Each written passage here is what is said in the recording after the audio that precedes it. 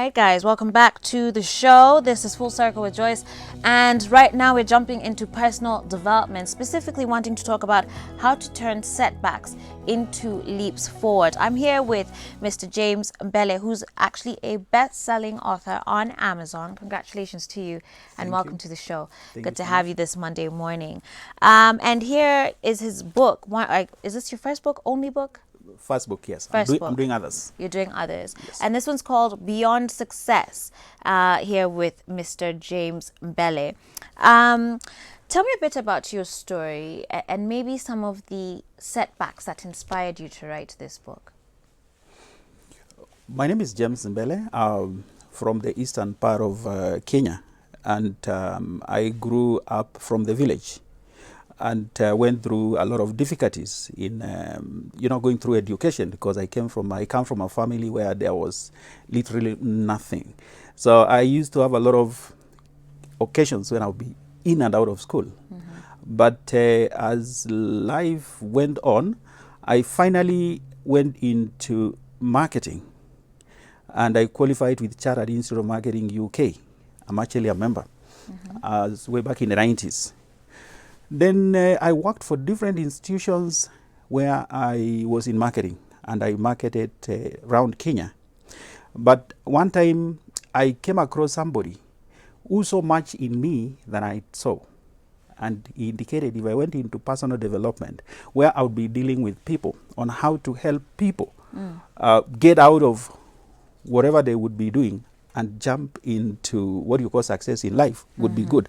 And I came across a lot of setbacks, of course, which on going into personal development, I learned from those who made it that the secret is never ever to give up.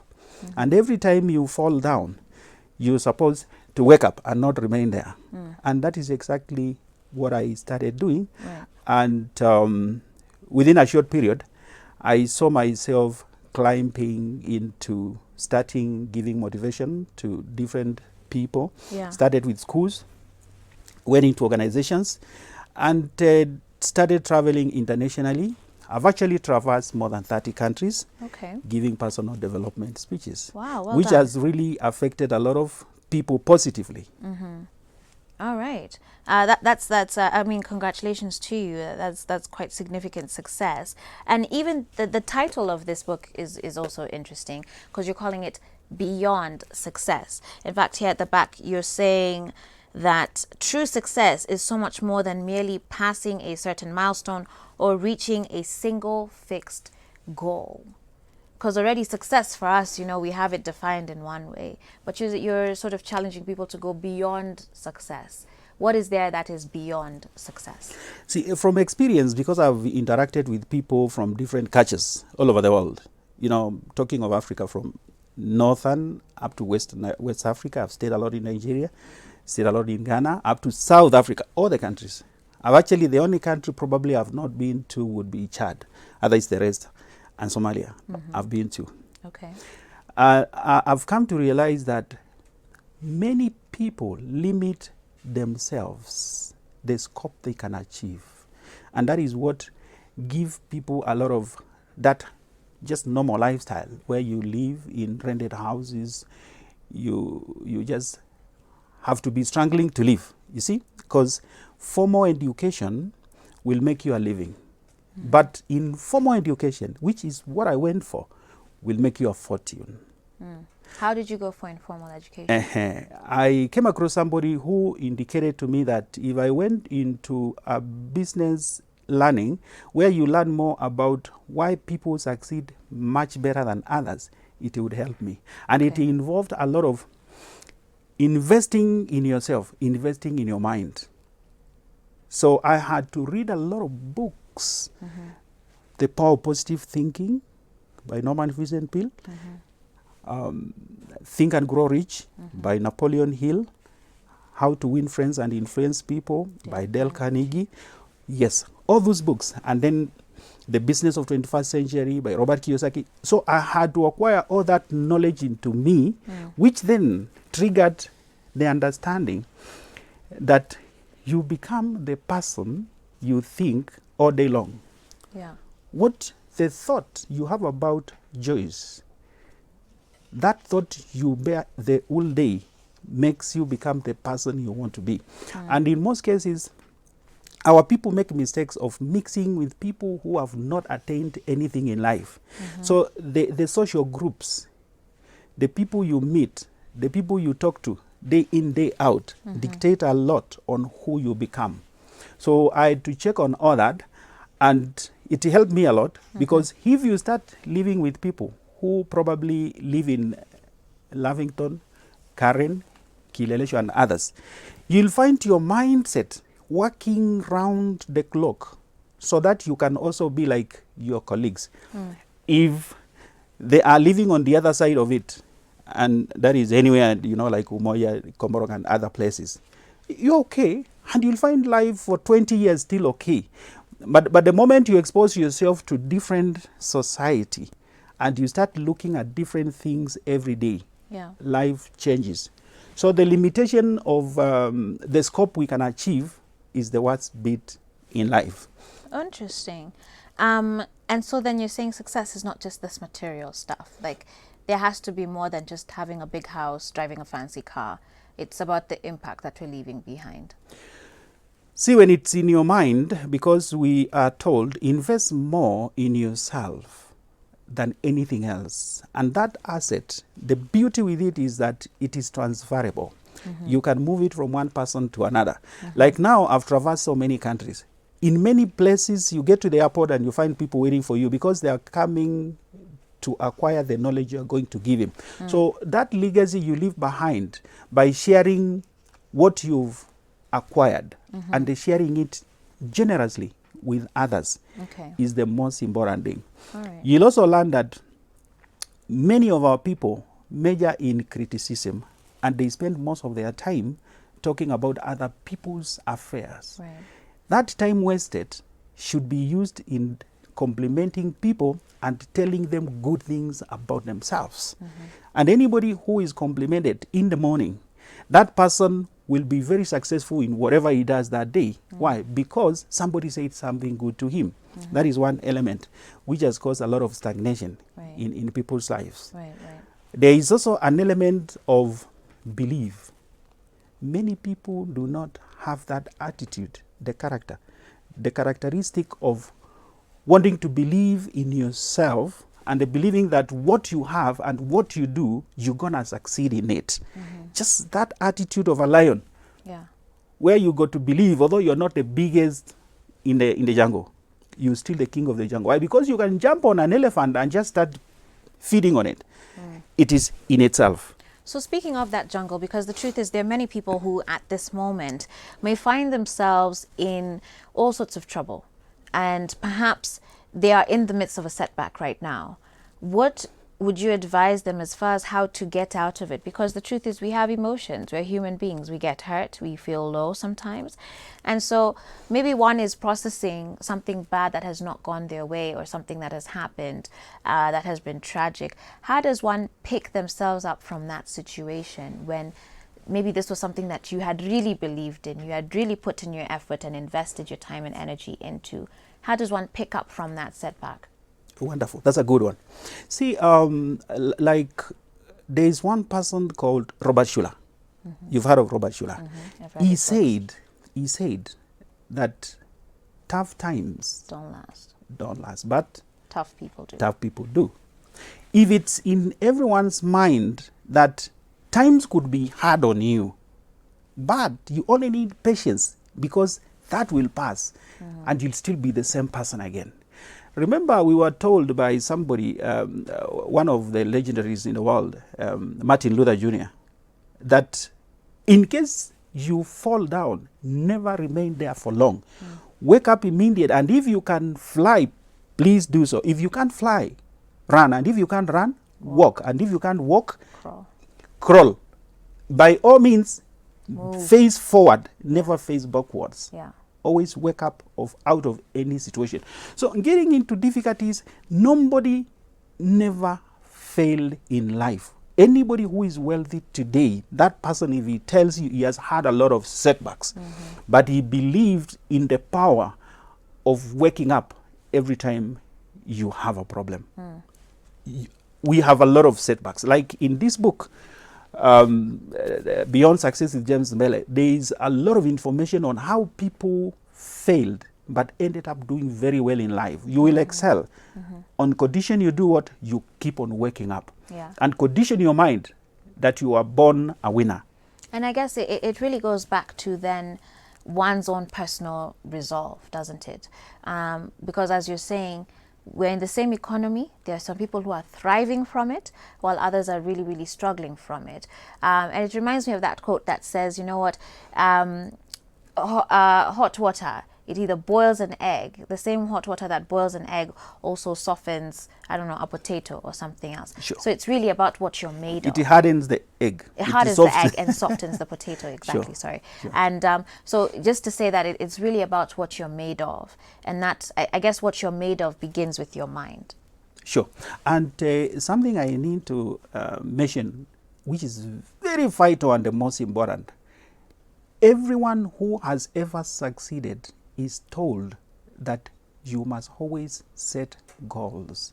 You must have dreams on who you want to become. And if Joyce was to set a goal that in the next 2-3 years, Joyce must be driving the latest BMW in town, and Joyce should be spinning that BMW to her premises in Karen, which purely belongs to Joyce. Once you have that in mind and you start working towards that, you eventually get to that. Even if you'll not have the house in Karen, you'll have it somewhere else in Runda or somewhere else. You know, it's a power of setting goals is what make a lot of people in life not get far, because they don't have something set to achieve. And when you have something set to achieve, as you're working towards that, you learn a lot of things, because you have to divide it into small goals. You can't achieve one major goal like now the BMW. You have to ask yourself, what do I do so that I can start rising up to the level I want in 2 years? Right. You see, that's the most important thing. But how do we reconcile that? So how do we set goals that still allow us, once we accomplish them, to not end up with this sense of emptiness that really we find a lot of people who've been very successful. If you remember a few years ago, there was a very famous actor who took his own life. I mean, and he's a Hollywood star. You know, you have the fanciest cars, you have everything that you could want.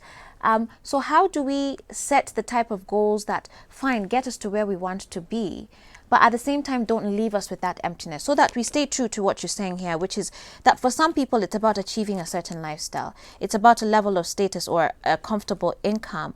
And while all of those are worthy goals, their accomplishment leaves many of them wondering what's next. Okay, like you're talking about emptiness. When somebody reaches that goal, then he asks where he else do.